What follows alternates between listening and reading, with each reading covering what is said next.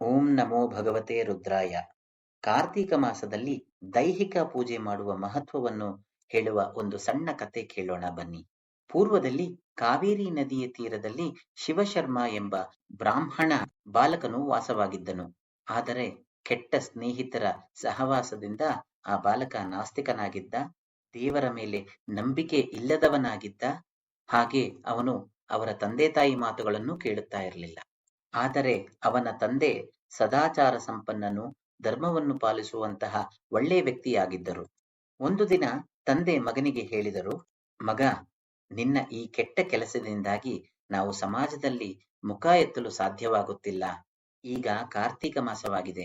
ಪ್ರತಿದಿನ ಸಂಜೆ ಸ್ನಾನ ಮಾಡಿ ದೇವಾಲಯದಲ್ಲಿ ದೀಪ ಬೆಳಗಿಸಿ ಶಿವಕೇಶವರ ಅರ್ಚನೆ ಮಾಡು, ನಿನ್ನ ಮನಸ್ಸು ಶುದ್ಧವಾಗುತ್ತದೆ ಎಂದು ಅವರ ತಂದೆ ಹೇಳಿದರು. ಆಗ ಶಿವಶರ್ಮ ಹಾಸ್ಯ ಮಾಡುತ್ತಾ ಹೇಳಿದ, ಹೌದಾ, ನಾನು ದೀಪ ಬೆಳಗಿದರೆ ನನ್ನ ಮನಸ್ಸು ಶುದ್ಧವಾಗುತ್ತದಾ? ಈ ಕಾರ್ತೀಕ ಮಾಸ, ಈ ಪೂಜೆಗಳು ಎಲ್ಲ ಯಾವುದು? ನಾನು ಇವುಗಳು ಯಾವುದನ್ನ ನಂಬುವುದಿಲ್ಲ ಎಂದು ಹಾಗೆ ಹಾಸ್ಯ ಮಾಡುತ್ತಾ ಹೇಳಿದನು.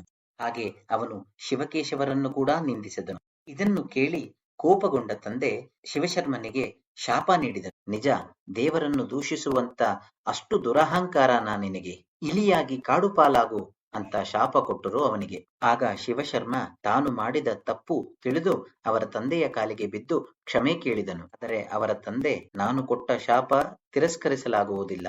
ಆದರೆ ಯಾವಾಗ ಕಾರ್ತೀಕ ಮಾಸದಲ್ಲಿ ಪುರಾಣವನ್ನು ಕೇಳುವೆಯೋ ಆಗ ನೀನು ಶಾಪದಿಂದ ಮುಕ್ತನಾಗುವೆ ಎಂದು ತಂದೆ ಹೇಳುತ್ತಾರೆ.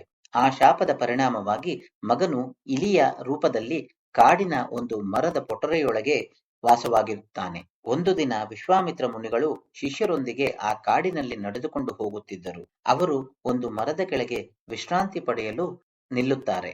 ಮುನಿಗಳು ಸಹಜವಾಗಿ ವಿಶ್ರಾಂತಿಯಾದರೂ ಧರ್ಮದ ಮಾತುಗಳನ್ನೇ ಹೇಳುತ್ತಿರುತ್ತಾರೆ ಶಿಷ್ಯರಿಗೆ. ಹಾಗಾಗಿ ಮುನಿಗಳು ಶಿಷ್ಯರಿಗೆ ಪುರಾಣ ಕತೆ ಹೇಳಲು ಪ್ರಾರಂಭಿಸುವರು. ವಿಶೇಷವಾಗಿ ಅದು ಕಾರ್ತೀಕ ಮಾಸವಾಗಿದ್ದು, ಅದು ಕಾರ್ತೀಕ ಪುರಾಣಗಳಲ್ಲಾದಂತಹ ಒಂದು ಪುರಾಣವನ್ನು ಹೇಳಲು ಪ್ರಾರಂಭಿಸುವರು ವಿಶ್ವಾಮಿತ್ರ ಮುನಿಗಳು. ಇಲ್ಲಿ ಅದೇ ಮರದ ಪೊಟರೆಯಲ್ಲಿ ಇದ್ದಂತಹ ಇಲಿ ಆಹಾರ ಹುಡುಕುತ್ತಾ ಶಿಷ್ಯರು ತಂದ ಚೀಲಗಳ ಬಳಿ ಹೋಯಿತು. ಅದೇ ಸಮಯದಲ್ಲಿ ಪುಣ್ಯಮಯವಾದಂತಹ ಪುರಾಣ ಕೇಳಿದ ತಕ್ಷಣ ಇಲಿ ತನ್ನ ಶಾಪದಿಂದ ಮುಕ್ತನಾಗಿ ಮತ್ತೆ ಬ್ರಾಹ್ಮಣ ರೂಪ ಬಂತು. ಶಿವಶರ್ಮನು ತನ್ನ ವೃತ್ತಾಂತವನ್ನೆಲ್ಲ ವಿಶ್ವಾಮಿತ್ರ ಮುನಿಗಳಿಗೆ ಹೇಳಿ ನಮಸ್ಕರಿಸಿ ಹೊರಟು ಹೋಗುತ್ತಾನೆ. ಇದು ಕಾರ್ತೀಕ ಮಾಸದಲ್ಲಿ ದೈಹಿಕ ಪೂಜೆ ಮಾಡುವ ಮಹತ್ವವನ್ನು ತೋರಿಸುತ್ತದೆ. ನಮಸ್ಕಾರ.